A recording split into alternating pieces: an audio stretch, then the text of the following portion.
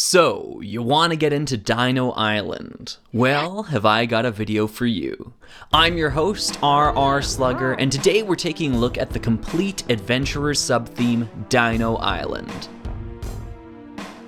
Originally released in the year 2000, this series stood as the third adventure of Johnny Thunder and the gang. Previously, the intrepid team had visited the deserts of Egypt and the jungles of the Amazon. I won't be talking about those sets here, but if you want to see some top-tier coverage of them, you need to check out Jamie's reviews over on Trick Bricks. Right now, we're picking up where he left off and exploring Dino Island. Dino Island is a unique and odd series, as it's the only adventurer subtheme not to focus on treasure hunting or collecting historical artifacts. In fact, it seems the dinosaurs are the artifacts, as both our heroes and villains seem intent on capturing them. Presumably, the antagonists, led by Sam Sinister, want to capture the dinos for nefarious purposes, and the protagonists, led by Johnny Thunder, want to capture the dinos for good reasons?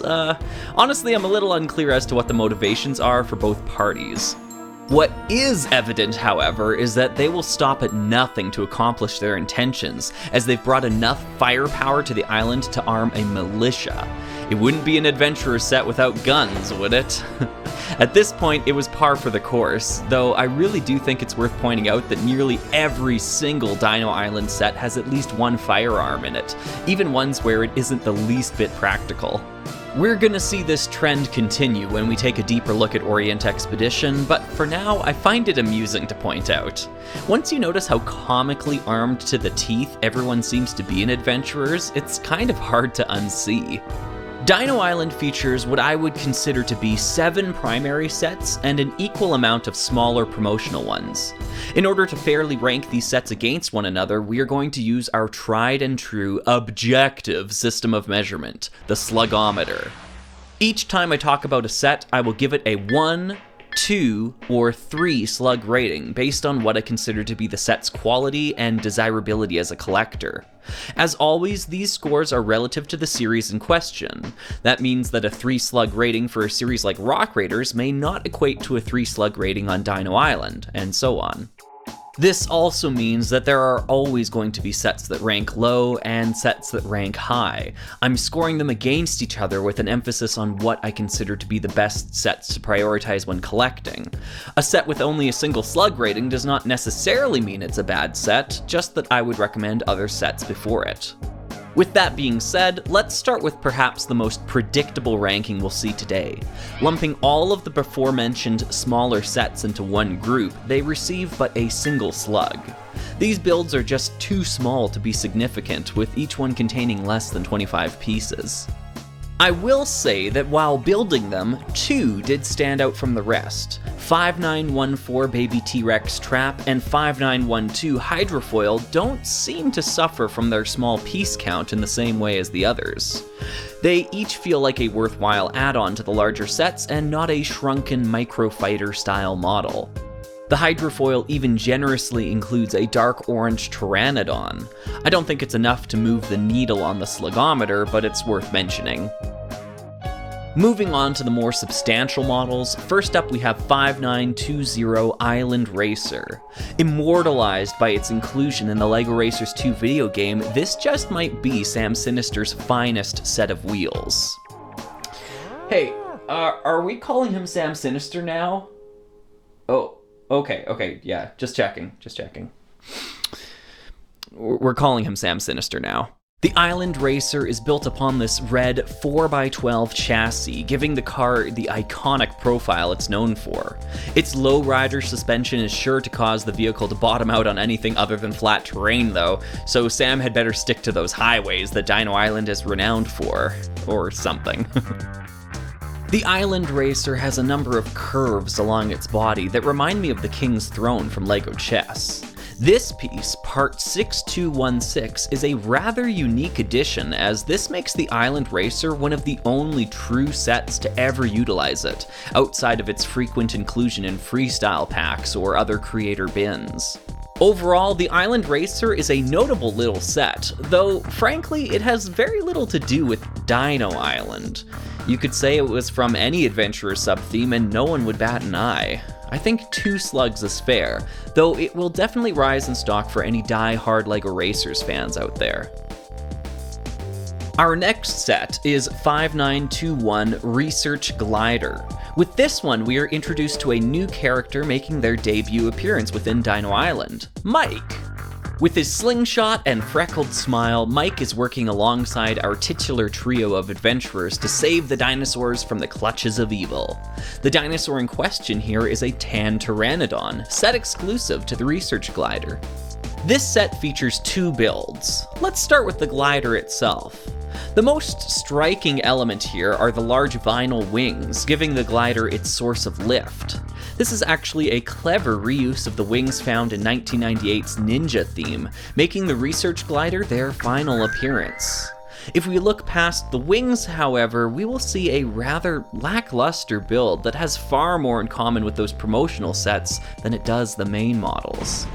In an unexpected turn, it's actually the terrain side build that I would consider to be the standout of this set. This tree and rock formation provides a substantial addition to the topography of Dino Island, and actually contains more pieces than the Research Glider itself. Forget being a side build, this is the main build. As great as it is, however, it can't fully distract from the other issues with this set. As stated before, the glider is subpar, and I'm not quite sure I understand the play function here. I think it's supposed to be a game where you try to capture the pteranodon without letting it fall, but I'm just not feeling it. I think you can pass on this one. 1 slug. Next up, we have set 5934 Dino Explorer. This large caterpillar-tracked vehicle is of a hefty design and seems fit to travel anywhere the Island Racer cannot. This is the first substantial set in the theme that includes Johnny Thunder and Dr. Kilroy, both dressed in their signature garb we've come to know them by. They've brought a whole host of equipment with them, and there is plenty of room to store these items in the back of the Explorer. Coincidentally, there is some fun interplay between this set and 5914, as the baby T-Rex cage fits squarely on the back. There's also a small campsite side build included, and while it does pale in comparison to what we saw with the Research Glider, it also has a few nice tricks of its own. This water barrel and tap system makes for a great little feature, and the fire pit with cooking pot is also a nice touch. The foliage is attached via a fairly flimsy connection point, however, and I've seen this lead to parts breaking on multiple occasions. Unfortunate, but easy to work around. There is a set-exclusive red pteranodon included here, keeping a tenuous connection to the theme's namesake. Overall, the Dino Explorer makes for a fine little outing in the series, earning it a solid 2 slugs. It's good, but I think there are more noteworthy sets coming up on the list. Now we're taking a look at 5935 Island Hopper. This massive pontoon cargo plane features Miss Pippin Reed at the controls, and it's a significant set for her as this is the largest set she was ever included in as the sole minifigure. She hasn't changed her attire since the jungle sub-theme, though she is wearing an appropriate aviator cap here. By the way, when exactly did she get her piloting license? I thought she was a journalist.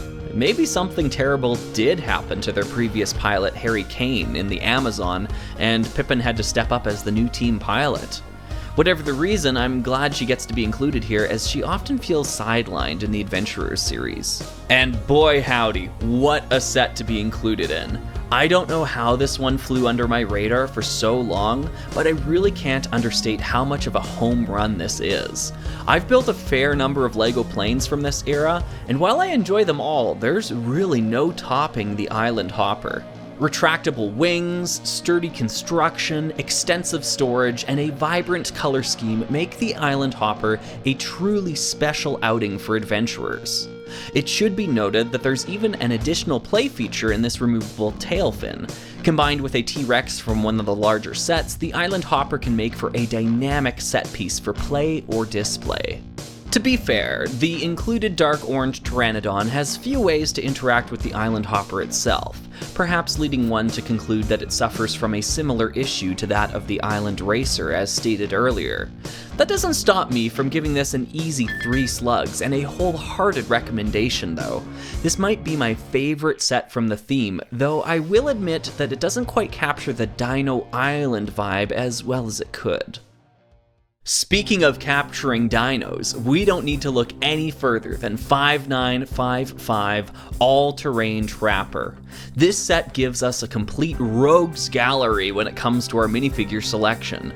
Sam Sinister returns, and this time he is joined by his sister Alexia. Mr. Cunningham completes the trio, and I must say that the print designs on all 3 are top-notch. This set gives us our first look at some of the larger dinosaurs found on Dino Island. Here we have both a Triceratops and a Stegosaurus. Both of their tails can wiggle, and the Triceratops can even open its mouth. There's really something to be said about how the mold designers nailed it here. Disregarding the studs on the back, these two still feel like Lego toys, despite largely being a single piece of plastic. The same cannot be said about most dinos we'd see in future themes, so my hat's off to the folks responsible here. Aesthetically, these prehistoric pals have never been topped. This set contains 3 distinct builds. Let's start from small to large. This side build depicts a small campsite reminiscent of the Dino Explorer. The water barrel is of an identical construction with a minor color improvement here, though I think the fire pit is a bit of a downgrade. The foliage also suffers from the same connection point issue that can lead to breakage if mishandled. With that being said, I think the terrain here is much more dynamic and actually reminded me a lot of the LEGO Minecraft series when constructing it. The next build is that of a dinosaur trap. When a dino walks up onto this raised platform, a net springs down onto them. This play feature is simply perfect. It works exactly as intended and could even interplay with other sets in the theme. To top it off, there is a generous amount of small leaf pieces added to each side, which could be pilfered for other mock purposes.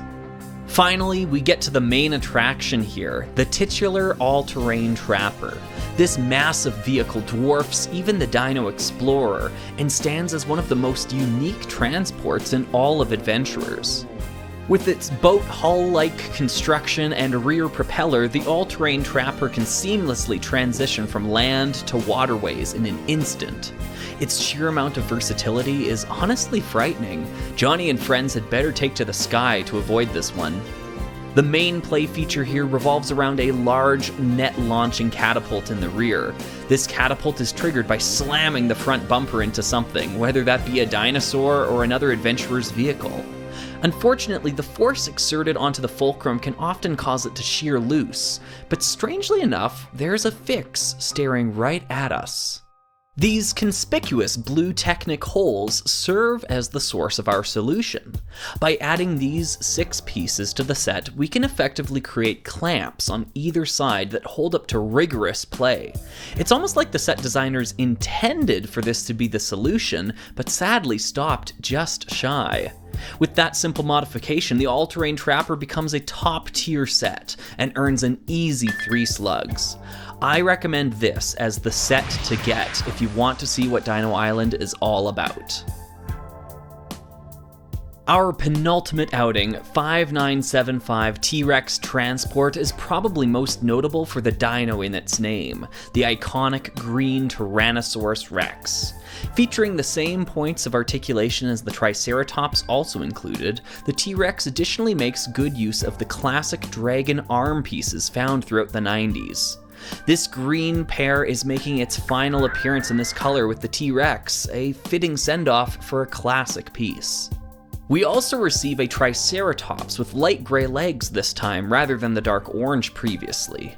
Either dinosaur can be caged up and transported via this long flatbed trailer.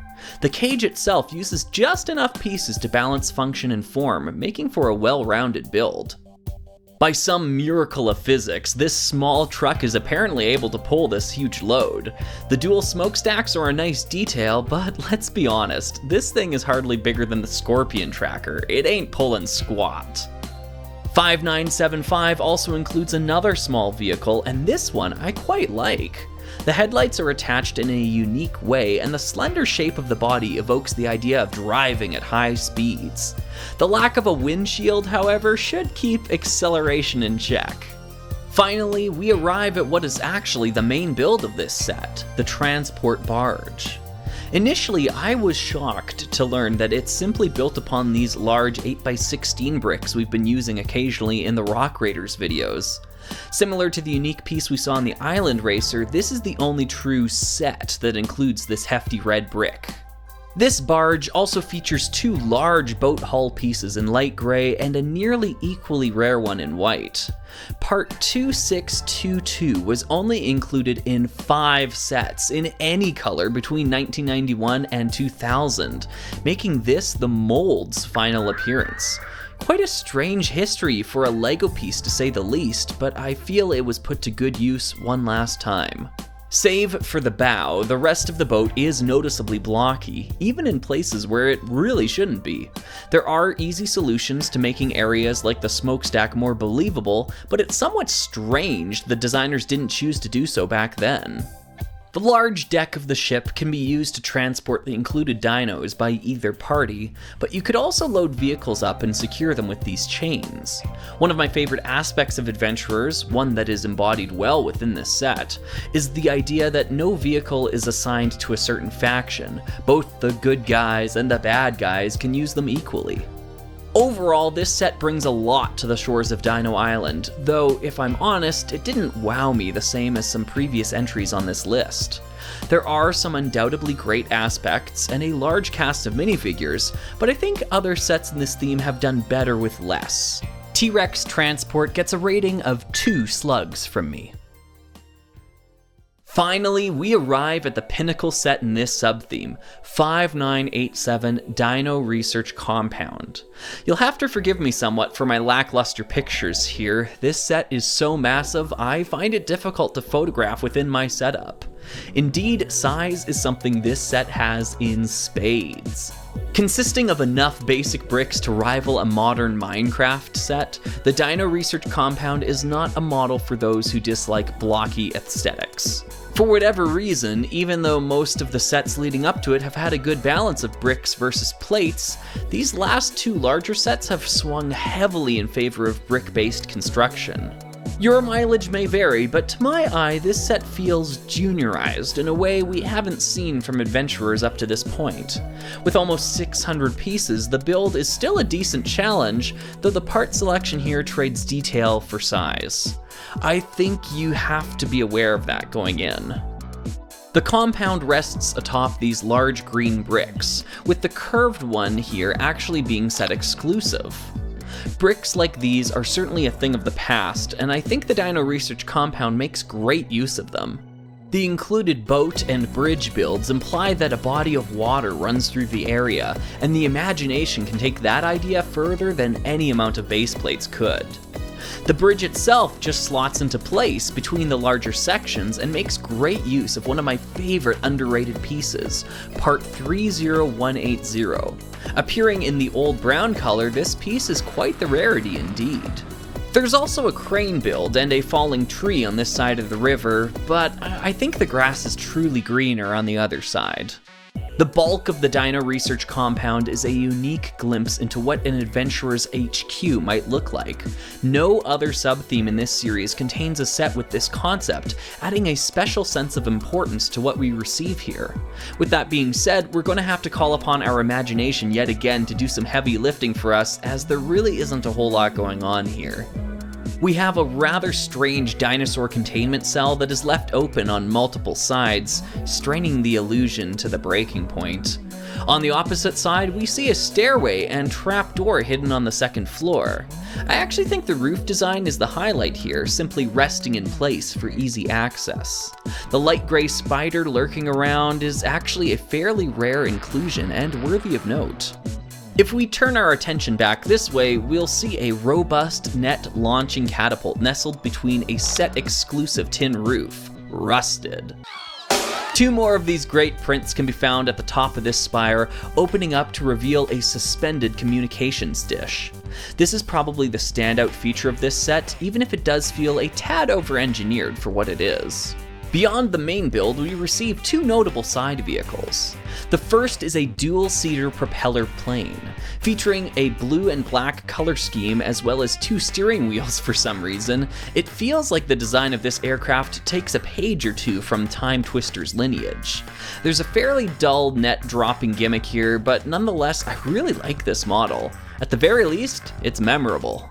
The last vehicle is a single-seater jalopy with rugged green and white accents. The asymmetrical way the Dino catch pole hangs off the back is definitely a highlight to me, and I think this vehicle too has a lot of staying power. Great side builds overall. We get a wide array of dinos in this set, though we've seen them all before. The only point of note is that the Stegosaurus has dark orange legs this time rather than light gray. I'm not sure why the designers felt the need to continue to swap these parts around, but at least it led to a bit more diversity on the island. While in the end I think that the Dino Research Compound is a good set, I don't think it's a great set, and it's far from the best in the sub-theme. It did surprise me in a number of ways, but I also think a set with nearly 600 pieces should have a bit more pizzazz to it. I believe it's fair to be a little tougher on larger sets' ability to deliver because they have every resource at their disposal. The Dino Research Compound does give you a whole lot of dinos and a whole lot of island to go with it, but there are smaller sets that I'd argue do it better. Still, if you're looking for a one-stop shop, you can't go wrong here. 2 slugs is where I'd place this one. Well, there you have it, the entire Dino Island sub-theme. I must admit, I went into this series with the impression that this was the bad one, but I left with almost the opposite opinion. So many of these sets are really great, and Dino Island proves its mettle against the other Adventurers sub-themes. Hopefully you feel I've done Dino Island justice with my video here. The length of this script and the time it took to produce this video do make me hesitate when it comes to future entries in this series, but whither must I wander?